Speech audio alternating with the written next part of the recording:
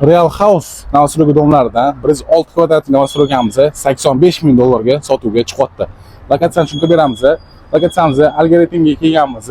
Orientirimiz bitta Karzinki bo'ladi. Oldimizda yana maktabli bog'chalar bor. Ya'ni orientirimiz Ahmad Oldin joy bo'ladi. 9 qavat novostroy domimizda 6-qavatida korobka novostroykamizni sotuvga tushgan. Ko'rib turganingizdek, korobka holatda bo'lyapti. O'zingizlar bemalol chiroyli planirovkasini qilsangiz ham bo'ladi. Bo'linmalarni o'zingizlar xohlagandek qilsangiz bo'ladi. Bu taraflardan oshxonamiz joylashadi.